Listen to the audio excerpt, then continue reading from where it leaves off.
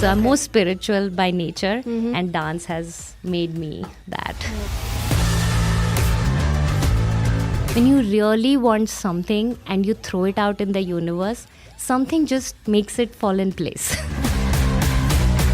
I think when days are bad, it's bad. Let's be honest about it. Like, I think I never left dance. That's And I think it was mutual. Dance never left me.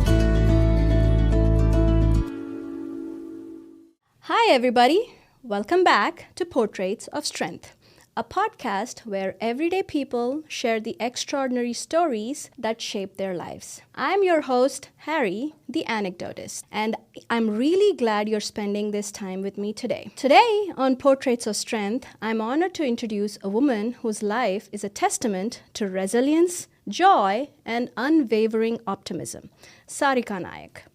Sarika calls Salt Lake City home, where she wears many hats with grace: a devoted mom, an IT professional, community builder, and storyteller through movement. As a mother to a child with autism, she has navigated the complexities of parenting with courage and a radiant spirit, turning everyday challenges into sources of strength. But Sarika's story doesn't stop at strength in the face of adversity. Dance has been the pulse of her life since childhood. Trained for over a decade in classical Indian dance form called Odissi and fluent in the expressive joy of Bollywood choreography, she brings energy, culture, and community wherever she dances. In Utah, Sarika is a vibrant force in the Bollipop dance community, inspiring students of all ages with her stamina, creativity, and infectious positivity. In this conversation, we dive into what it takes to be a parent of an autistic child, the power of passion as a source of resilience, and how Sarika's boundless optimism fuels her life, her art, and her parenting journey. Sarika, it's an honor for you to be on this episode with me. Thank you, Harita, for inviting such an amazing opportunity. So let's get started at the beginning. Tell me a little bit, about your childhood. Like, what kind of a kid you were growing up? Oh, I was a super naughty, super hyperactive, and a very happy child, of course. Like, I'm the second one. We are two siblings. My elder sister, she's like about 6 years elder to me. Oh, okay. So you're just like me and my sister. I'm the older one. I have a younger sister who's 6 so years you can younger than me. imagine. So I think the younger children or the youngest in the family is always born with energy. They get pampering from their sisters, from their parents, and they just grow up being happy child. And I think that's very organic. So yeah, very happy childhood. I was always into dance. So I started dancing since I was 3. Oh, wow. Okay. So you my started mom, learning Odissi at 3? Odissi, yeah. Okay. So my mom, I was so active at home. So my mom is like, she needs something to channelize her energy. Otherwise, we all will go mad. Okay. So me getting into dance was an experiment. So mom just sent me to a classical dance, and Odissi is like super famous in Odisha, and it's like every other house goes to learn Odissi. Right. So she just sent me to the school, and I just got hooked by it from the age of 3. Nice. So yeah, that's how my journey with Odissi began, dance began, and it's been amazing so far. Okay. And so you grew up in Bhubaneswar all your life, and you Yes. did everything. Okay. Yes, I was brought up in Bhubaneswar. It's again a coastal area, lot of temples, culturally super rich. So yeah, grown up with those vibes. vibes where Odissi is very natural, and telling stories about through your dance is very appreciated everywhere. Sure. So that's how my childhood has been.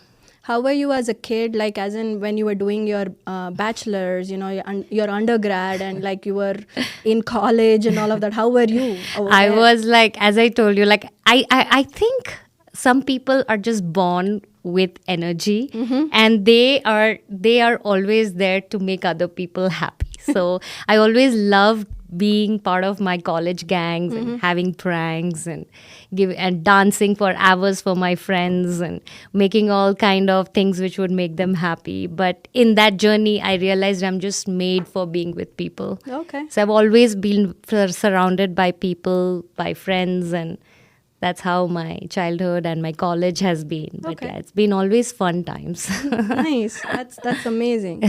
So were there like I think you've already answered this, like, but did your mom see just the energy, or did she see that you actually had an affinity to dance, that she actually put you in the dance versus could have been a sport or anything else, right? Yeah. But did she see an affinity, or does she have an affinity to dance? That Yeah, made- she's also like, I think people from West Bengal and Orissa and lot of parts of India, they love singing Correct. singing and art, Correct. painting, dancing. So Yeah. my mom has always been inclined towards craft. Okay. So yeah, one thing was she wanted to channelize my energy, get some discipline in life, and also be spiritual, because a lot of kids who don't connect being religious, they actually connect being spiritual. Okay. So she saw that could be a good way for me to, learning about all these mythological stories through dance and getting Right. those positive aspects to your own life. Right. So she saw that and she experimented. Luckily, I got a very nice guru who's still my guru. Oh, nice. And he played a big role in shaping up my dance journey. Okay. And also converting me from a super hyperactive child to be a spiritual child. So I'm more spiritual by nature, and dance has made me that. That's nice to hear. Yeah. So before motherhood, right? How did you imagine your life unfolding? Like, what dreams or expectations did you carry into adulthood? I was a very, I think I am a very free-spirited person. So I love I can to... I can see that totally. I feel that kindredness, when we very inclusive to try things, and it'll be like I'll be the first one who'll go for bungee jumping or skydiving and all those. I'm a very free-spirited person. So getting into adulthood again was like a little bit confusing, but because when you have so much adrenaline rush in your brain to do so many things, Yeah. it's very difficult to calm down and stick to one thing. But luckily with parent support and I have an amazing partner, so with his support we tried to channelize the life in a better way, good way, shape it up. So always started doing good things and invested time in those good things for a good amount of time. So like dance, every day I used to at least dance 2 to 3 hours a day. Getting into my academics, like practicing for different kind of things in my academics field. All those setting a discipline around all those work helped me to actually achieve my goals. But I definitely wanted to be a dancer.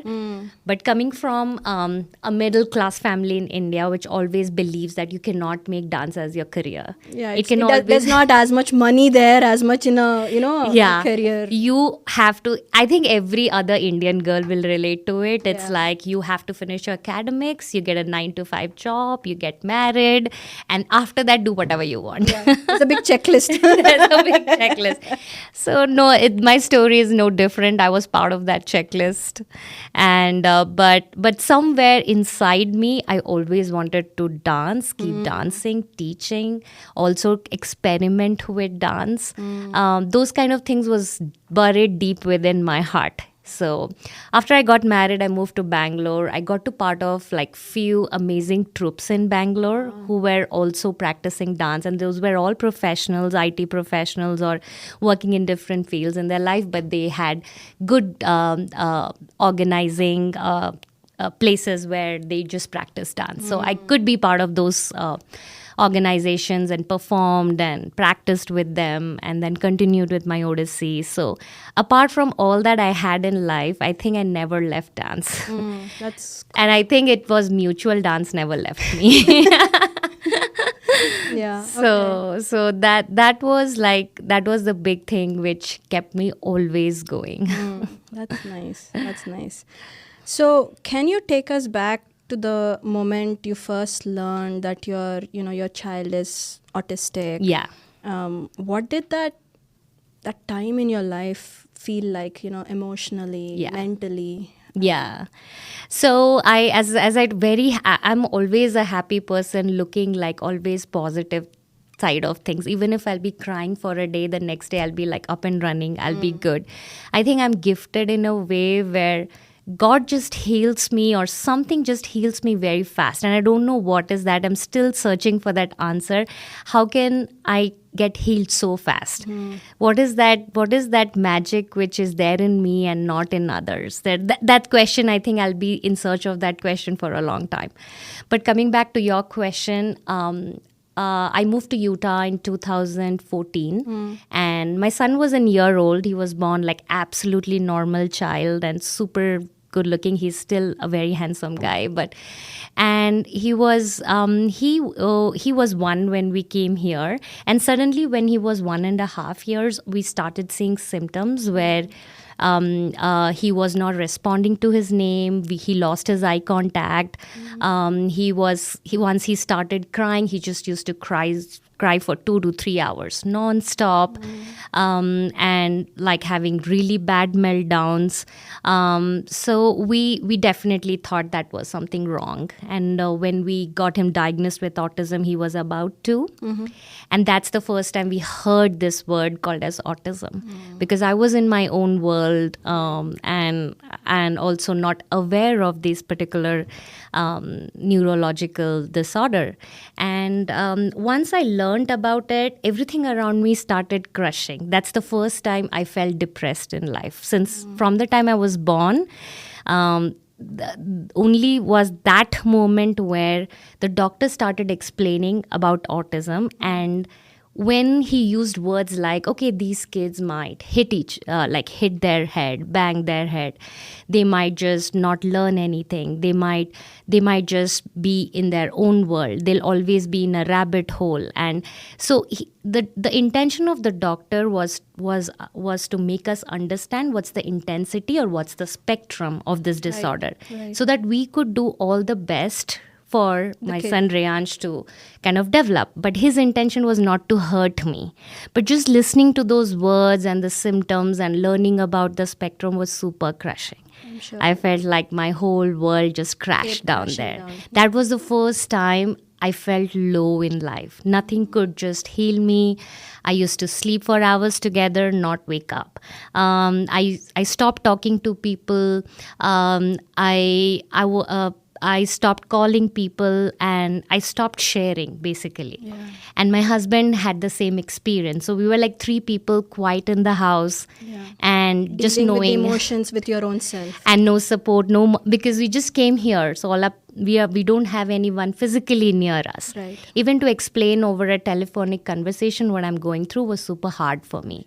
And on the other time, I'll not stop talking. Yeah. So that was the time when I realized, I don't know why God did this to me, like why this has happened to me. And when I love kids the most, like like anything happens in my family, everyone will leave their kids with me.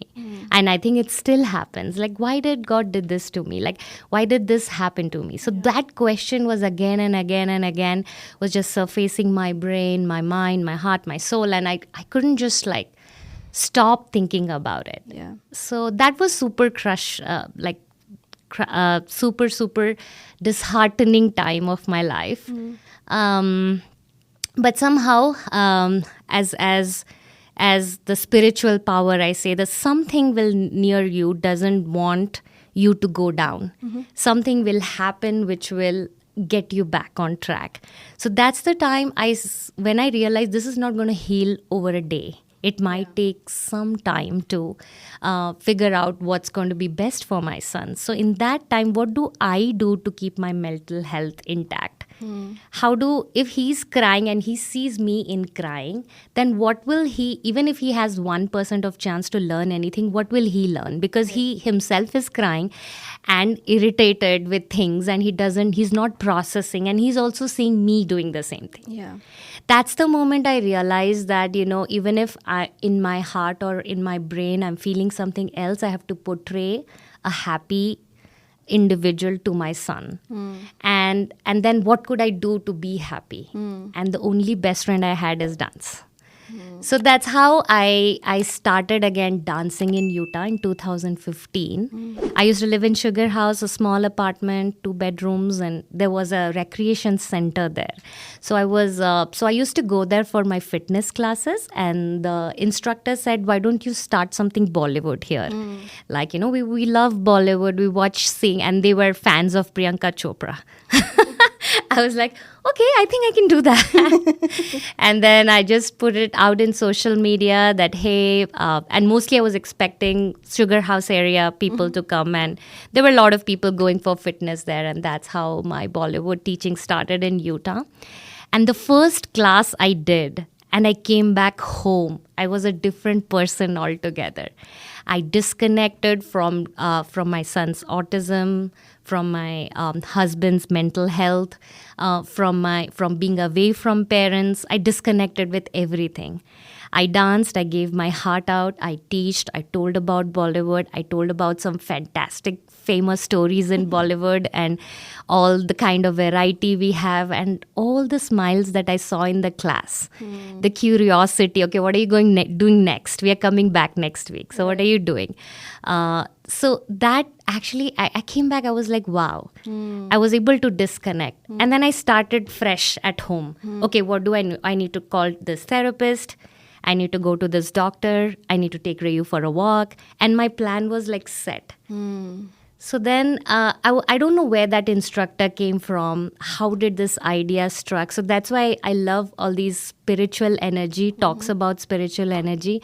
When you really want something and you throw it out in the universe, something just makes it fall in place. So everything will work out. Exactly. So that was my lowest moment. And also, also things happened which helped me to come out of that moment.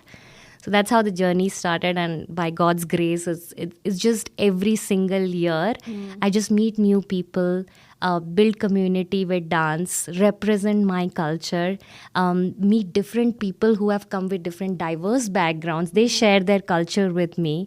I'm part of so many special need groups, and meet parents who are, mom of 2 autistic kids, 3 blind childs, one with autism, one with ADHD.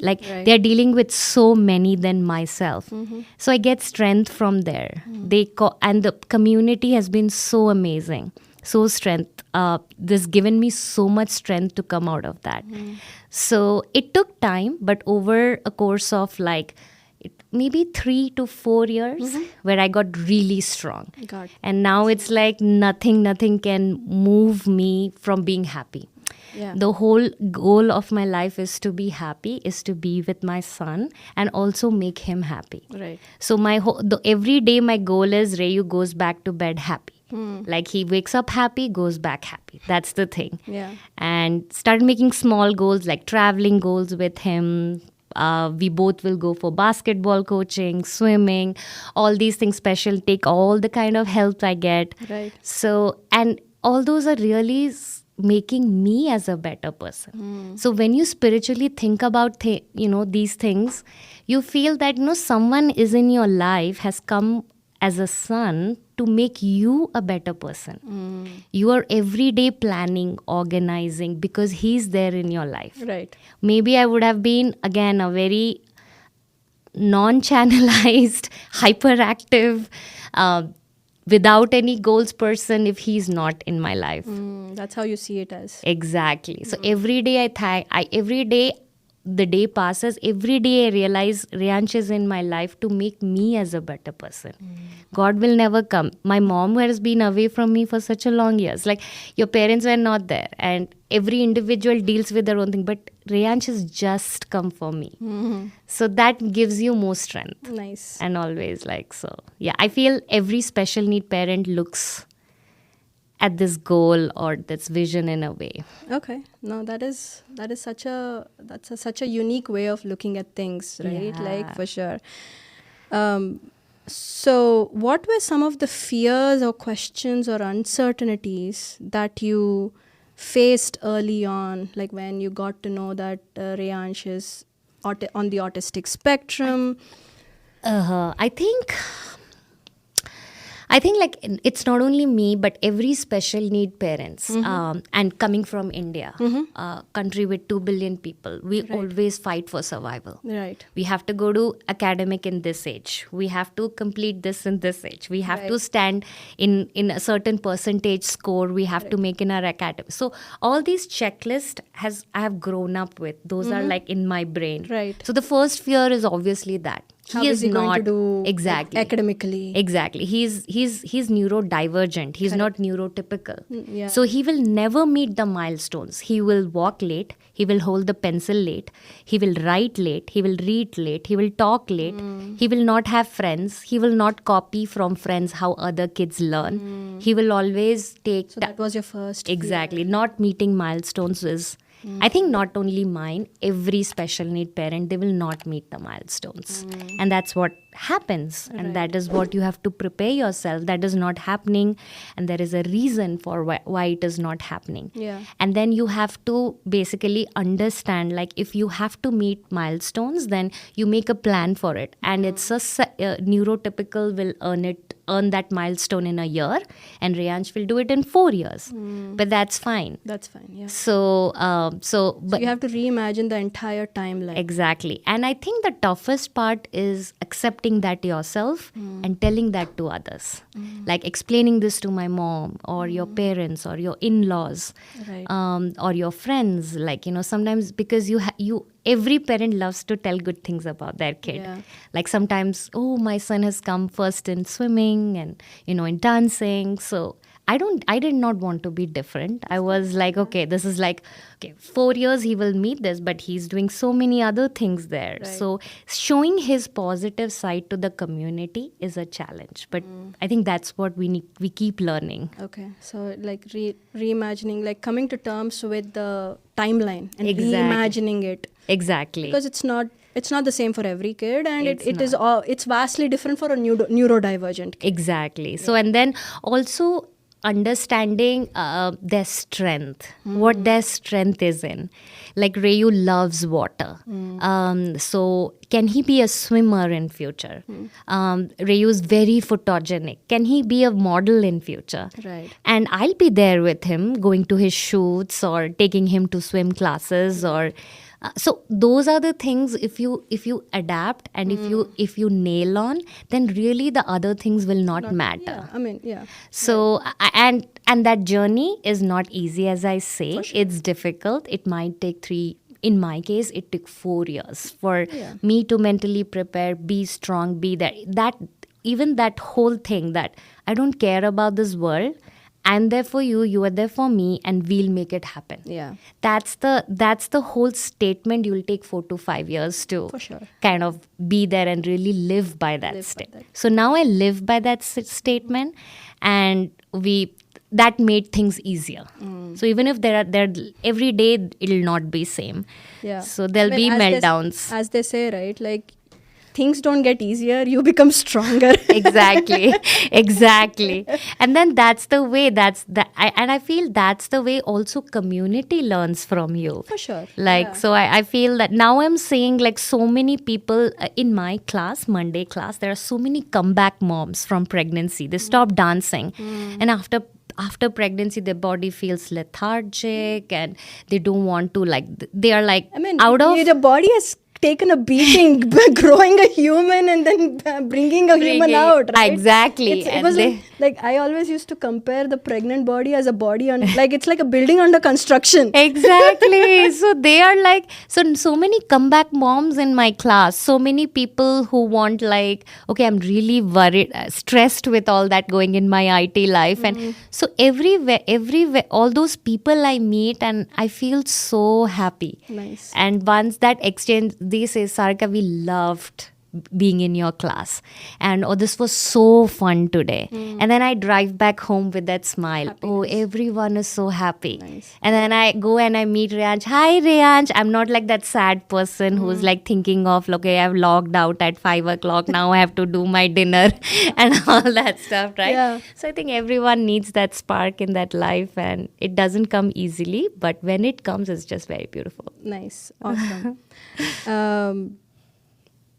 So, yeah, actually, you touched upon this, right? Like, parenting, first of all, whether it's parenting hard. kids, normal kids. Yeah. Parenting is a full-time job in itself. Yeah. And it doesn't come with a manual. Yeah. But, like, parenting an autistic kid often requires a different kind of resilience. Yeah. Right? Like, and then how has your definition of strength changed over time after, like, let's say in the last few years that you said, I mean, obviously it takes time for anybody to overcome something like that. Yeah. So what was your definition of strength before?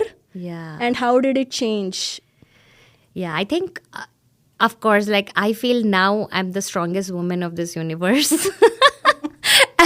And everyone after they are a parent, they realize this is the most difficult job you do apart from your academics or giving any exams or going to office or any kind of professional work. Parenting is the most toughest job. Yeah. So being a parent of special need child, again, sometimes things are God gifted. God chooses a family, or there is a spiritual energy chooses a family for the child to come into that person's life, because only that person can be resilient. Only that person can shower that much of love to that child. When someone is not calling you mommy for 2 years, 3 years, 4 years, and just sees you and smile, and then you have to be happy with that. That should be rewarding with you. But how many parents or how many individuals can do that? So it doesn't come with a year, but then as and when you train your brain, train your mind, and you are making this person from scratch. This person is having a problem, this child is having a problem, but you gave birth to this to give a better world to this child, and you are the only world for this child, because this child is having difficulty getting into the other norms. So when you realize that, like, okay, you are the only person who can make this child a better, like, make this child understand this is a good world, you will do good, you will prosper, and I'm there. That's when you start making connection. And once you do that more and more every day over the years, then you become resilient. And when you see rewarding parts of those plans or efforts, like right now when Reyansh writes my name, or when he gets some PT exercise, some award in his school, and he comes running and giving his certificate to me. Or when I say, oh wow, Reyansh, this is such a good job, and he gives me a hug. Gets up in the morning, first thing he'll look for me and give me a kiss. So those rewarding things actually increases the power of your resiliency as well. Okay. Then you're like, okay, I have reached here. If I put more effort, or if I continue with my discipline, then Reyansh is definitely improving and definitely getting into a better world. Right. So I think realizing your plan for your child, which is a challenge for every parent, is a journey. And then once your plan starts working, then your resilience, you become resilient. Your strength comes within you, and that's why I say mothers have the best strength. They are doing so good even in other professionals. Like when mothers are making plan, no one questions. They are multitaskers, and they have proven again and again they can do it.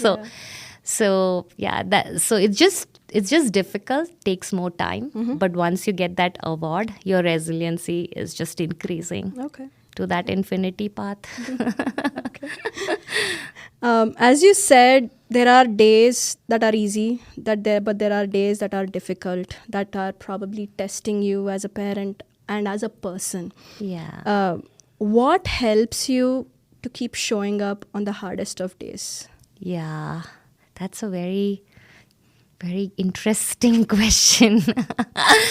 um, I think when days are bad, it's bad. Let's be honest about it. Like, Yeah. we all might cry, we all might shout, we all might get into a fight, we all might constantly debate with our own body and mind. Like, why are we in this difficult situation?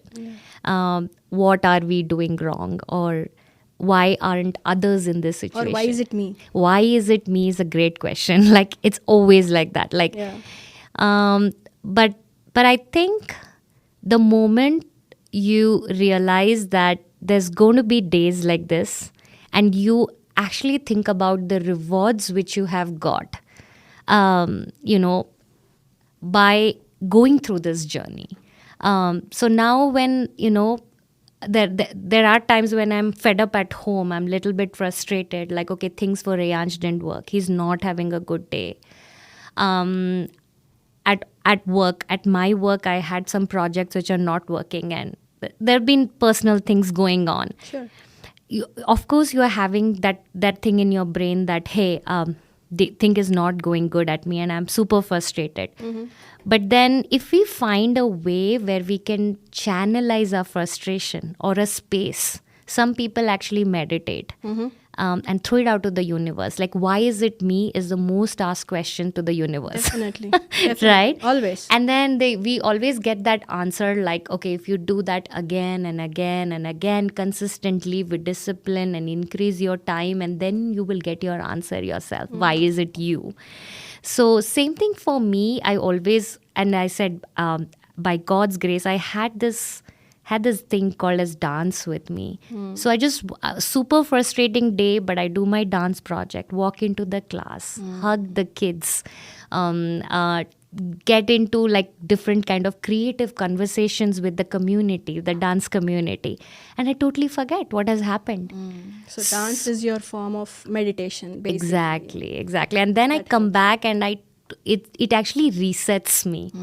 So if you see everyone there's a lot of people and there's a lot of statistics also which has proved that if you have something in your life that is really your passion, and you use that passion again and again and again, that'll just reset you. You'll always start from the scratch again. It's like, okay, so I feel that it's that flow state that you have to get into, right? Like some people, sometimes for me, it's like either writing or sometimes just editing on my pictures. Or some days it's just like I just want to go and kickbox my way out of this thing. It depends. Depends, yeah. Or like talking to a friend who's always there for you. Yeah. But I feel when people don't realize, on those states, they just want to close down, that is the wrong thing to do. So it was like either you go and be with your passion, be with the person who's always there for you, or like as you said, like pick up a creative space and disconnect from everything what's happening. So I feel those are the ways to actually have a good mental health, like a healthy mental health. Because again, being a human being, you'll always come across ups, downs, frustrations, and it's hard. I heard this somewhere. I really loved it. It's like when you look at the heart rate monitor, right? Yeah. It's the ups and downs that tell that the person is alive. If it is flat, he's dead. He's dead. Very beautiful. So it's like life is that. Yes. If you have the ups and downs, it means that you are actually living your life. If it was a routine, monotonous thing, you're just surviving. Yes. Yes, very true. This is such a beautiful example I take back with me today. I'll use it in my teens class. But yeah, that's an amazing. Yeah, no, I love that fact that dance is your flow where it helps you on the worst of your days. The worst, yeah. Even like just watching a dance show, because I'm so much into that, or it's like, and mostly the classes, the community which has come in the Bollipop family, everyone is just, and I feel that process, I realized it's very mutual. I said, the moms are coming into the class, they feel good about their body. There have been like, we have people who are like physiotherapists and things like that. We exchange talks with them. Then we do so many shows. So each show we represent something fun. So we exchange so many creative ideas. There'll be the surprise element there. You'll not be coming, and then suddenly you'll jump into the stage and all that.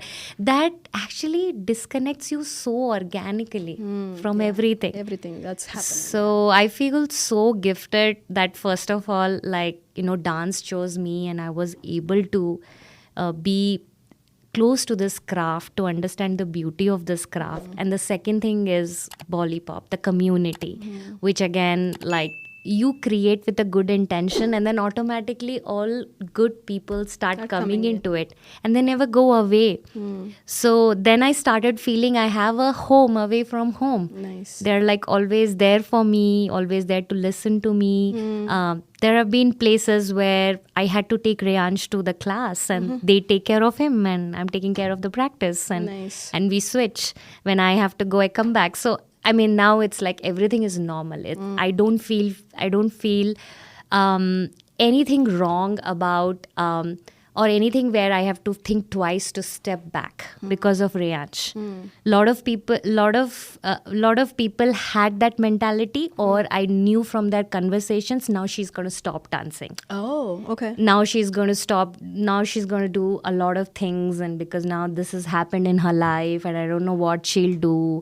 And therapies are so expensive, and all those stuff, right? I was like, no, I can do everything. And then it's just that if you norm your situation, like if you talk about it, there'll be, out of 3, there'll be 4 people who'll be like, okay to come and help your child. They're okay to come and watch your child. They're okay to be with you when you're doing something. So that has helped me not to stop. So I was like, okay, you can.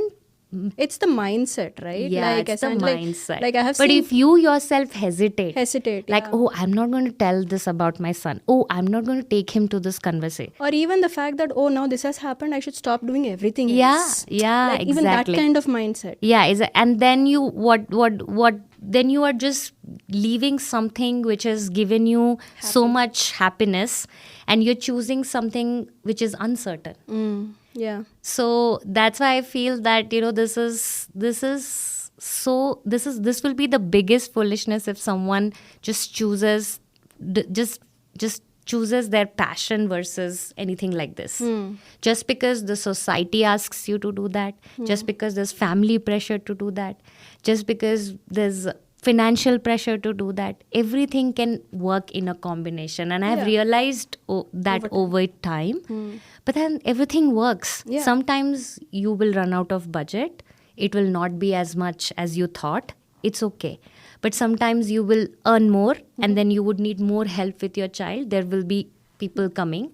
So, but then if you just stop yourself from going out to people, reaching out to people, taking your special need child to different programs or normal situations like birthday parties, or I take Reyansh everywhere.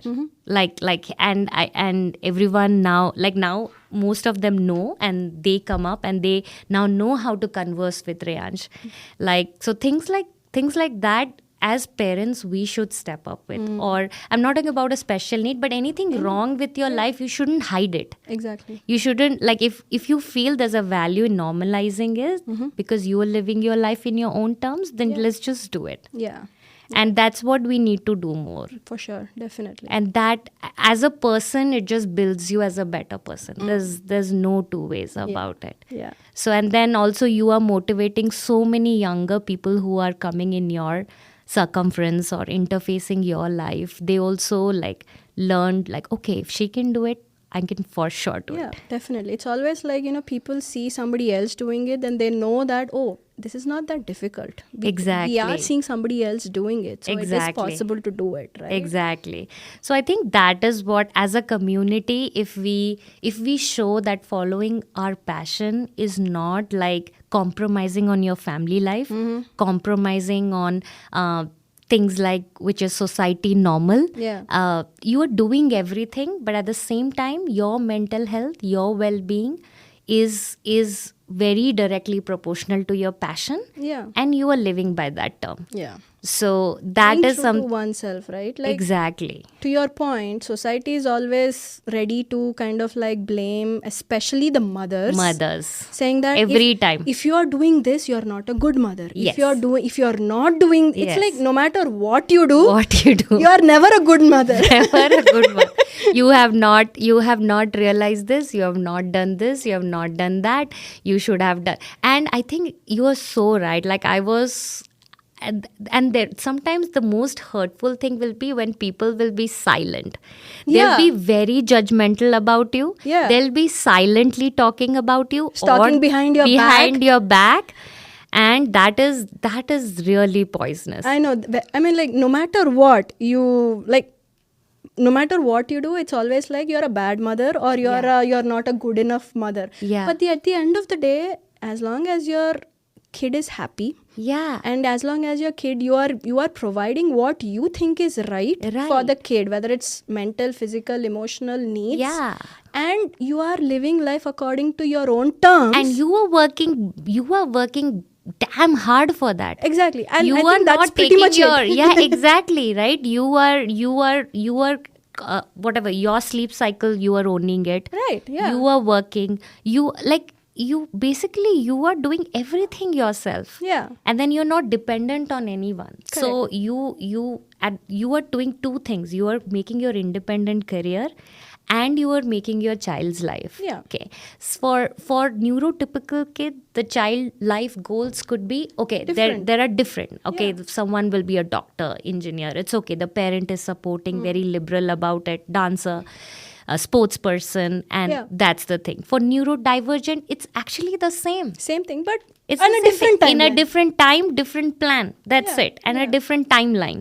So right now, I'm thinking like maybe once in lifetime, Rayanj will become a good model. He'll walk in all the ramps, and he's so tall, and he's so dark, handsome, and he's really photogenic. So many photographers have reached out to me. Nice. They were like, okay, you can train him actually, because now they are good at training. They learn the skills.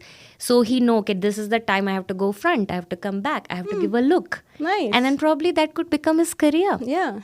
So the moment you realize all that, and you are creating your own happy path, and you are dealing with your own problems to reach the goals of that path, Right. then you should not be worried about anyone else who's that is talking. so true. Whether it's your family or whether it is anyone. Yeah. So I feel that once we realize that, we are doing everything by ourselves and we are good at it, then we are just good at it. That's awesome. Yeah, no, that I totally agree with that for sure. Yeah. So I've known you for so many years, and you are this one person who's like, you're known for your incredible energy and enthusiasm. Yeah. Where does that come from? I know you said that you were born with it, and you've been a hyperactive kid, but when things feel really heavy, how do you nurture and get back to that? I know you said it's a question that you've been asking for a while, but I'm sure there's a little still in that. Yeah, I'm still in that journey where someone gets bored after 10 days, but how am I so excited? Like I've just seen that thing for the first time. I think that's just by nature. Childlike curiosity. Yeah, exactly. Like someone will go and say like, hi, how are you doing? And I'll be like, hi, how are you doing? Right? So I don't know how and when and why that kind of energy is there with me. After, I've started meditation recently, and then after asking that question so many times, and I have all these spiritual talks with my mom as well. Like, then my mom says, you are a gifted child, and you're born every time to give something to the others. It's like either you give a smile or either you give a solution. So if you've seen some people who will be talking about their problems or this, you'll see some people, they'll start giving you, oh, why don't you try this? Why don't you try that? And they'll be very patiently listening to you. So, but that's a conversation which is someone is giving you something. Right. So my mom says sometimes some people are just born to give. And that give could be love, could be energy, could be dancing, and the feel-good factor. Right. So I feel that's something I'm blessed with, and I always feel good about it. Okay. Like, when people see me, they smile, they hug. All the kids kiss me in my class, and I love that. And it's just that I think that feeling itself, and it's reciprocal. Again, I want that again and again and again. So I was like, I shouldn't change. I have to be like this because I'm getting that much love. Yeah. So I feel that's the thing which has kept me going. But just that giving factor that I've made someone happy. Nice. And it's just that 1 minute has been so beautiful. It's just kept me going. That's nice. Like there was this one statement that I keep going back to in my life. Is like, an experience can make a person bitter or better. The choice is yours. Like, it all comes down to one's choice. What I see here and what I see in you is like you've always made the choice to be a better person and a happier person and not made it like, sometimes experience leave people cynical. But you haven't let that happen to you, which is like a huge, it's a huge point to be proud about, I would say, definitely. Now I feel, I don't know, I feel that that reciprocal. Earlier it used to be like I dance well and I get applause for it. Now I dance well, I give my energy because again, as you age, your body starts aging. Right. You will see the difference. Of course. Then you try hard to give the same energy which you used to give at 20 years. But something, that reciprocal thing from the audience, from the people, from the dance community, from the family just keeps you pushing. Oh yeah, definitely. So now it's like when I just finish a performance or my class and someone just comes and hugs me or we just have a talk about it. Wow, Sarika, today I just feel just wow. Yeah. So that is like, okay, next time I shouldn't level it down. It should be the same level. It should be the same idea. Like that. It pushes me more. The reciprocation pushes you back to the... And then the best part of it is it leaves no room for negativity, Harita. That's the thing. You'll be just filled with so much happiness that there'll be no blind drop of negativity in your brain. You'll sleep happy. I just go to bed and I'm out. Like people complain about sleeping. I just go to bed and I just wake up in the next day. Like, and then it's all positive, good thoughts. Apart from my rough days with Reyansh, but otherwise, it's like it just leaves no room for negativity. And I feel that is my hunger, that I shouldn't be sitting 1 minute idle. And giving that room for negativity.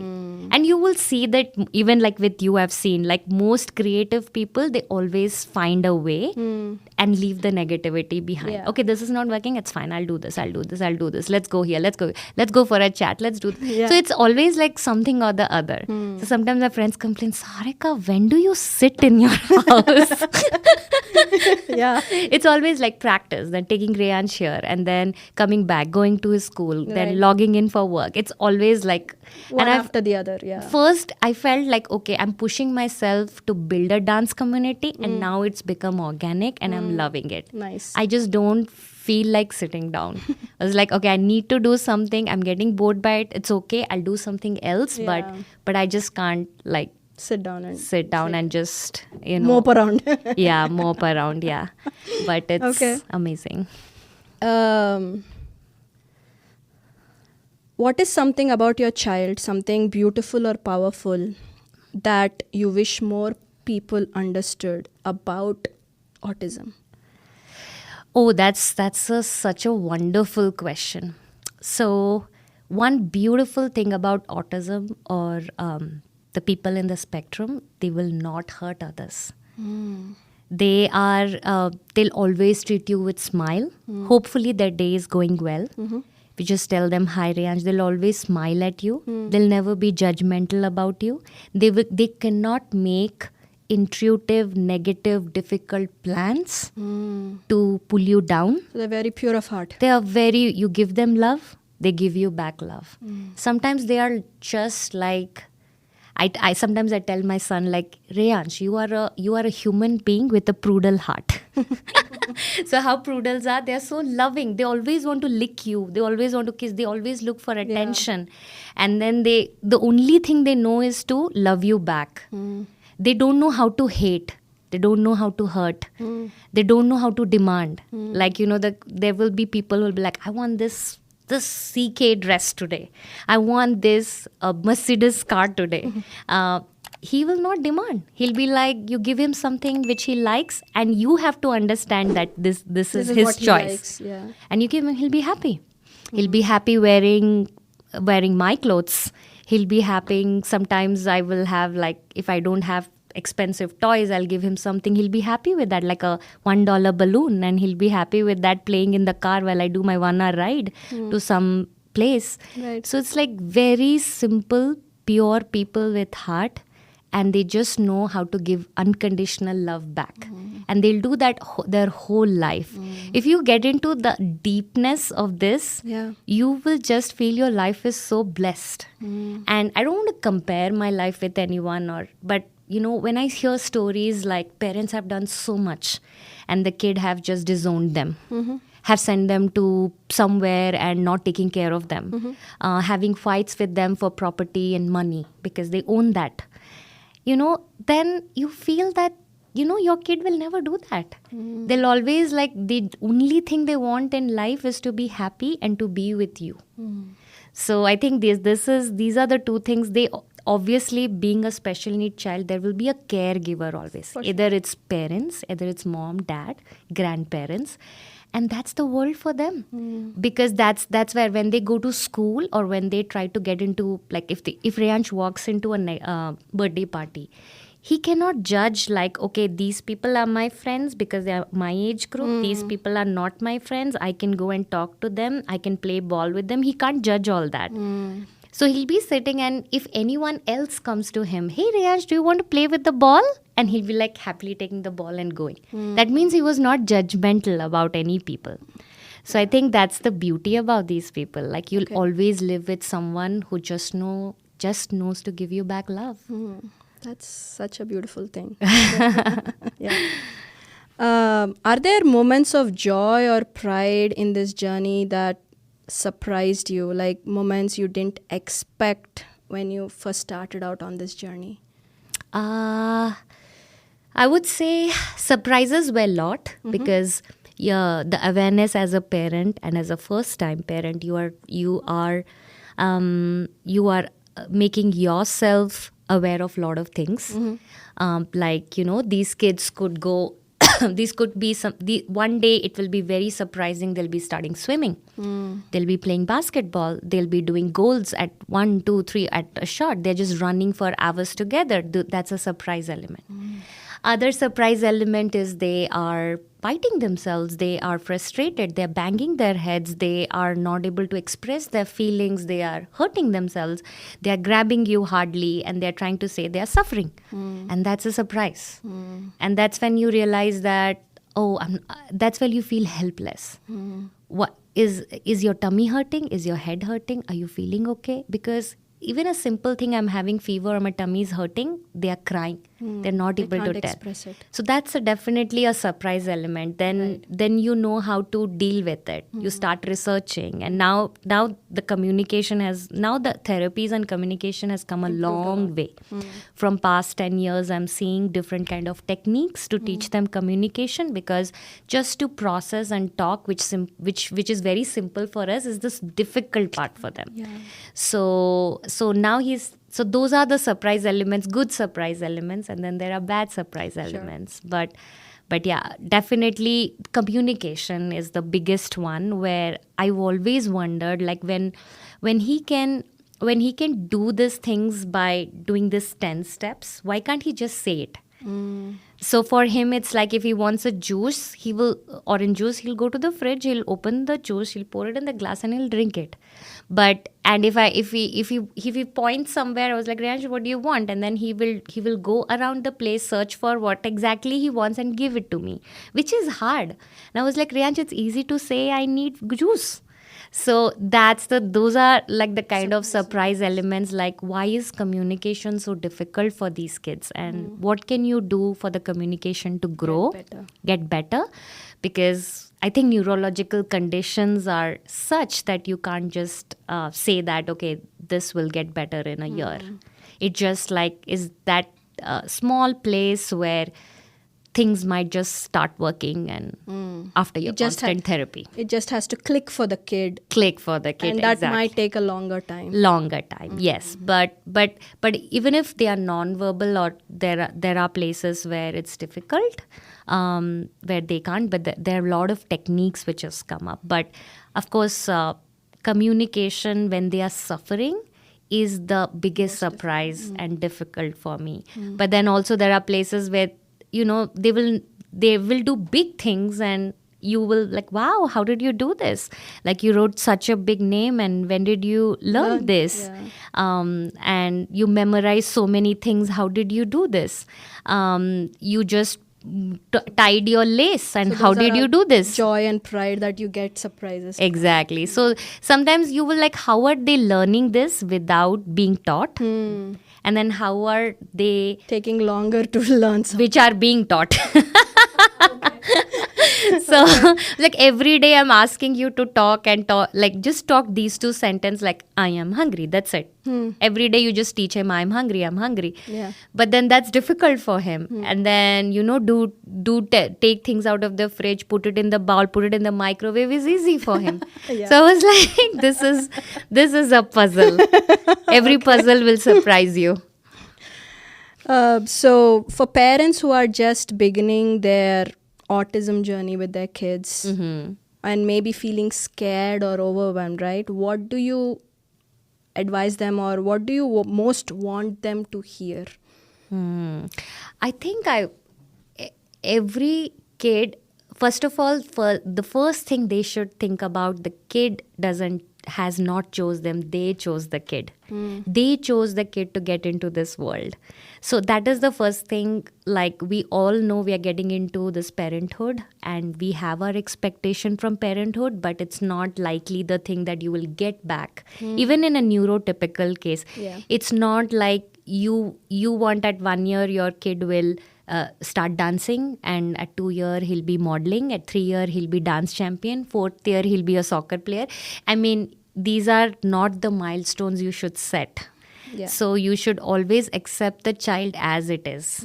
And I think diagnosis, spending time with the child to realize what the child need is. So for me, I felt that the Riyansh diagnosis at 1.5 years was very important for me. So any special need parents who feel their child is different, having issues, don't hesitate to get the diagnosis. Lot of what I've heard from community people, they don't want the label on the child. My child is delayed learning. My child is developmentally delayed. Might have autism or in the spectrum. Something like that. They don't want that label. So that's the reason they were like, okay, sometime ho jayega. After some time, it's okay. They start delaying stuff. The diagnosis. Yeah. So whatever it is, it might not be autism, but the child could be having some hearing issues or, things like that. So I think the diagnosis is what you should not ignore. Should not ignore. And whatever comes out of the diagnosis, just accept it. Take your own time to accept it. And no one but only you can change your child's life. How many ever support you have your husband, you have your mother, your mother-in-law, whatever, your family, but the biggest factor is you. If you don't change, you don't accept, basically the child development stops there. So I feel now, if I look back at my journey, if I would have not stepped myself, I would have been a person doing 9-to-5 job, cooking at home, not meeting people, stopping my dance, and just doing things for, like, just being with Rayu in the house like a norm. I feel that I would have been a very different, a bad example for my child. The moment I realized that I had all the energy to make his plans, meet people, talk about his difficulties, accept his problems, the more I had that with me, Reyansh kept improving. So just to accept that fact will take a long time, that only you can make the difference, but it's not as easy as it sounds. No, yeah, definitely. I mean, that requires a lot of, as we talk, like a lot of resilience, and things will be bad, but not letting it stop you. 1,000 people can tell you 1,000 things which is good for your child, but only you as a mother has that intuition. Like my child will learn dance, my child will do gymnastics, my child, I know how much she will do this, how much she will do this, and how much she will give to her academic. But there will be people who will be telling you, no, let's her do academic, now it's 10th standard, she should only be doing studies and all that. But you always take the call, you always be her side, and in a good way, of course. But I feel that as the parents step up themselves, accepting that they will be the difference factor in their child's life and diagnosis, that's the only thing special need parents need. That's such a wonderful advice for them. Okay, let's switch gears into a rapid fire questions. Wow! What's your favorite book? It's supposed to be rapid fire, so I should say so. That's okay. Autobiography of a Yogi. Okay. Love that. What's your favorite song? Right now, it's Love Me, Chhota Hi Sahi. Oh, yes. Okay. What's your favorite quotation? Miles to do before I sleep. Oh my God, Robert Frost is like, I love that one. Yes. Favorite movie? Favorite movie is always Titanic. Okay. I don't know, the boat was sinking, but I liked it. Okay. What's your greatest fear in life? The greatest fear, it's very difficult one. It's like I will die and Reyansh will not know what to do. Oh. I just think I can take care of him and no one else. So what after me? That's my greatest fear. Type A personality. What's the most courageous thing you've done in life so far? Courageous thing. I think I've spoken about a lot of places. Okay, maybe one incident. So yeah, there was a place where Reyansh was not allowed to go with me, and they asked him to go to the men's queue, and I was like, no, he has to go with me, and you better let him come with me. So I kind of had a fight there, but looked like, and then also just choosing this journey of being a mother, a IT professional, a dancer, a teacher, a community builder. Just this journey is courageous, I feel. For sure, definitely. And hope that keeps growing. Okay. What's your philosophy of life? Be happy. Be happy and make others happy no matter what. Okay. Everything will just magically change around you. That is amazing. Thank you so much. So, Sarika, thank you for sharing your story with us with such openness and grace. What stays with me most is the optimism and energy you bring into every part of your life, not because things are easy, but because you choose joy, movement, and hope even on hard days. Thank you, Harita. This was so beautiful. Yeah, thank you. Your journey reminds us that strength can look like showing up with a smile, finding light in small ways, and meeting life exactly where it is with resilience and heart. To every parent listening, especially those walking a similar path, I hope Sarika's story reminds you that your efforts matter, your love is powerful, and you are not alone. This has been Portraits of Strength. Until next time, keep honoring your journey and keep the quiet courage it takes to show up every single day. Thank you so much. A quick shout out to today's sponsor, Sri Krishna Jewelers. With over 50 years of craftsmanship, they are now serving the Dallas community from Frisco, Texas. If you have someone special worth celebrating, Check out their collection at srikrishna.com or call them at 430-231-1111.